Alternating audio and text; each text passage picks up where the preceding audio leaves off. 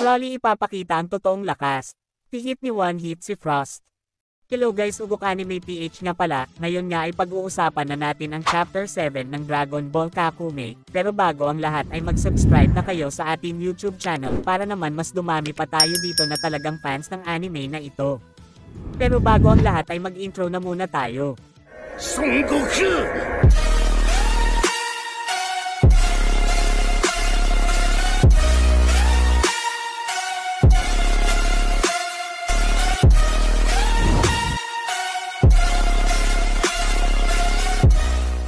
Pero bago ko nga simulan ng Chapter 7 ay mag-recap na muna tayo sa nakaraang chapter, at sa last chapter nga ay atin nakita ang kaganapan sa planetang Sadala, kung saan ay napalaban nga dito si Vegeta sa tatlong admiral. Ngunit dahil nga sa lakas dito ni Vegeta ay madali nga lang niyang natalo ang mga ito. At sa kabilang banda naman ay may sinagawang ang ritual sila Toppo para nga muling buhayin si Bellman, na kasalukuyan nasa malubhang kalagayan dahil nga sa pagpasa nito ng kapangyarihan niya dito kay Toppo, si Gohan nga ay isasama nila Jiren sa isang misyon para nga e-check ang husay nito. At sa last panel ay ipinakita nga si Android 17 kung saan ay pinuntahan nga ito ng isang mortal na nagmula sa Universe 3, at gusto nga nitong makipag-team up dito kay Android 17, na agad naman sinanayunan nito.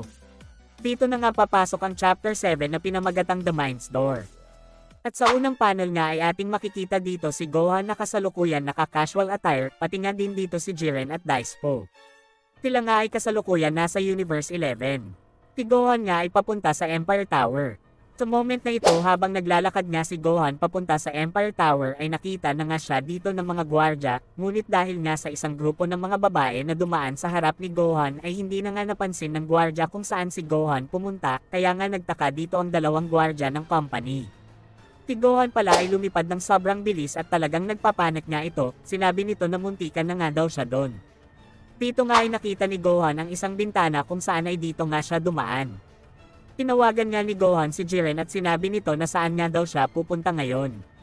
Sagot nga dito ni Jiren na pumunta nga daw ito sa room 128 at kunin nga daw nito ang green na bote na nakalagay sa isang maliit na box. Ang bote nga na yun ay isang virus na may kakayahan bumasak ng isang lugar.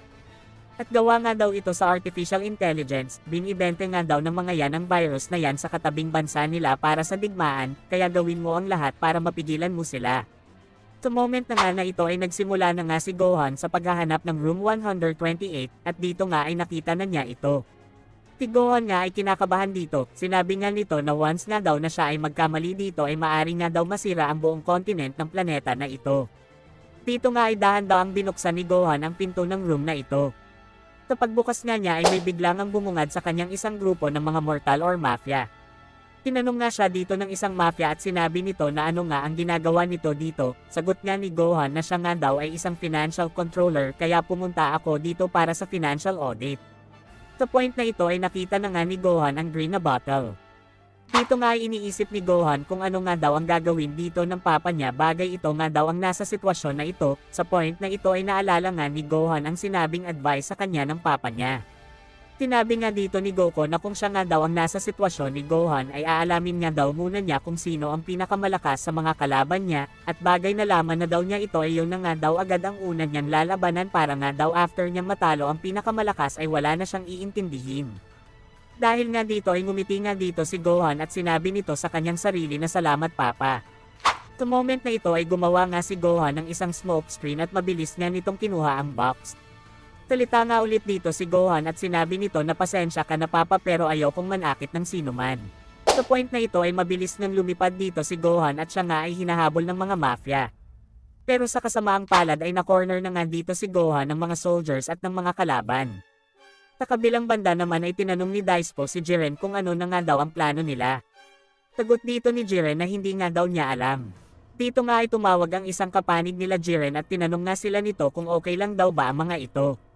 Sagot nga dito ni Jiren na halos 30 minutes na nga daw na hindi tumatawag itong si Gohan, bagay nga daw lumipas pa ang isang oras at wala pa din response si Gohan ay pupuntahan na nga nila ito para tulungan. Sagot nga dito ang kasamahan nila at sinabi nito na perfect, bibigyan ko na din kayo ng update about dito kay Lord Belmod.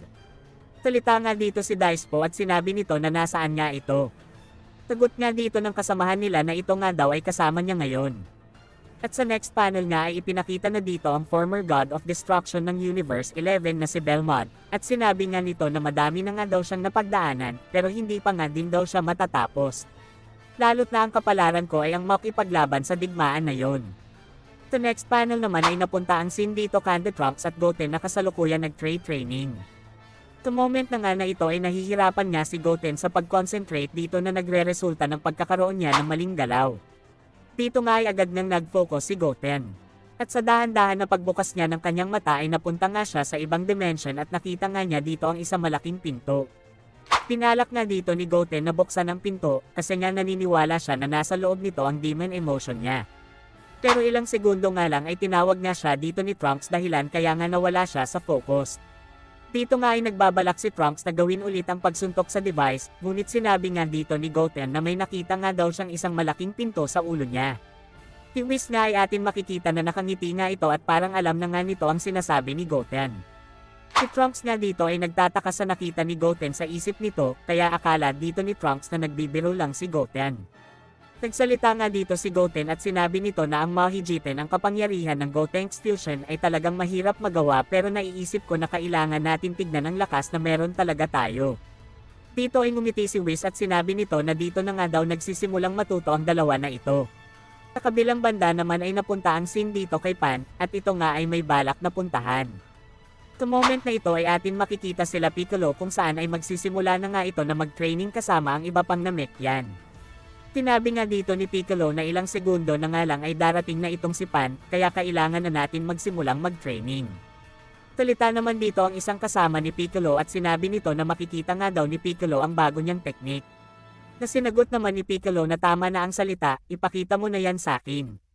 At after nga ng 20 minutes ay nakarating na nga dito si Pan at nakita nga nito ang nagaganap na laban nila Piccolo.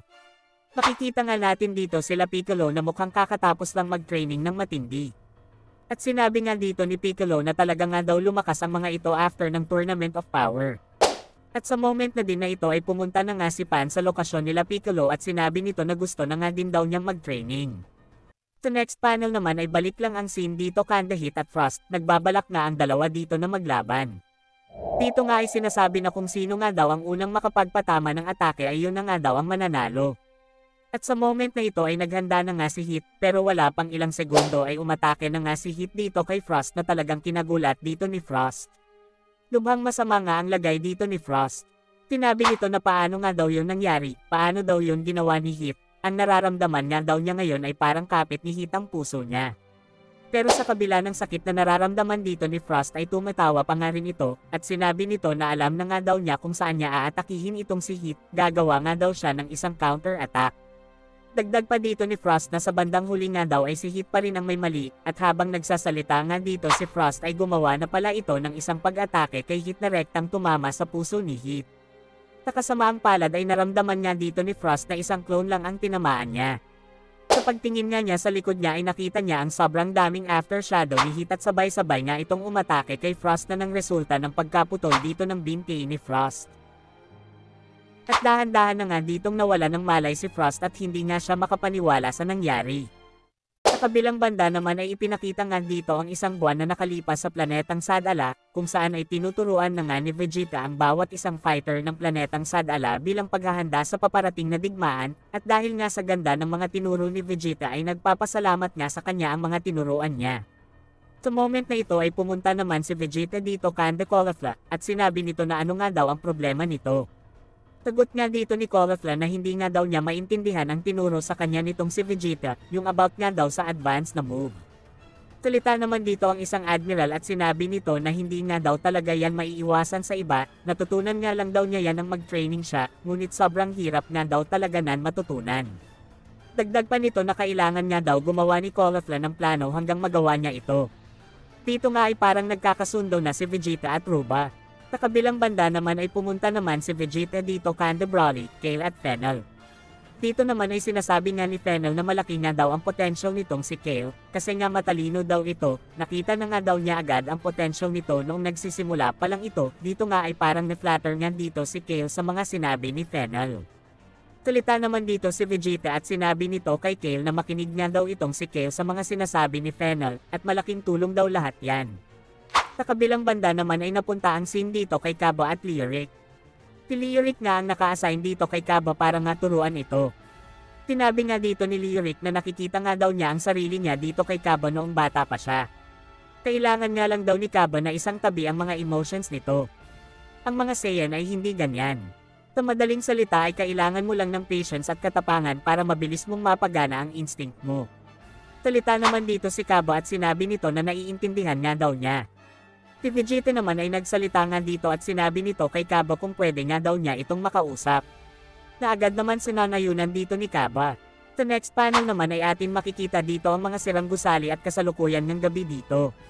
Salita nga dito si Caulifla at sinabi nito na ano nga daw ang ginagawa nila dito. Salita naman si Vegeta at sinabi nito na siya nga daw muna ang magiging mentor ng mga ito. At dagdag pa dito ni Vegeta na bawat admirals nga daw ay nakikita niya na mayroon bagay na itinuturo sa inyo, which is mabuti naman. Pero kahit na ganun ay nakikita ko na masyado pang malayo ang kakayahan nyo kung ikukumpare sa kanila. Kaya ngayong araw ay magsisimula tayong magkita tuwing gabi para sa inyong ikakabuti, ngayon ay gamitin nyo ang mga pinakamalakas nyong transformation. Dito nga ay mabilis na nag-Super Saiyan sila Kaba, Kale at Caulifla. Sa point na ito ay nagsalita nga si Vegeta at sinabi nito na kay Broly, ilabas mo ang transformation katulad ng ginawa mo noong naglaban tayo, hindi mahalaga kung di mo ito makokontrol, basta mag-transform ka. Sagot nga dito ni Broly na since nga daw ng laban nila ay hindi pa nga daw niya muling nagamit ang form na yon, di na nga daw niya alam kung paano ulit yon magamit. Sagot nga dito ni Vegeta na ganun ba, dito nga ay inutusan ni Vegeta si Kale na turuan nga daw nito si Broly. Na agad naman sinanayunan dito ni Kale. Salita nga ulit si Vegeta at sinabi nito na perfect pero sa moment na ito ay kailangan mong gamitin ang Super Saiyan mo. At dito nga ay naghanda na sila Kale, Kaba at Caulifla dito kay Broly. Si Broly nga ay nagpalabas dito ng sobrang lakas na chi at nag-transform na nga ito sa Super Saiyan.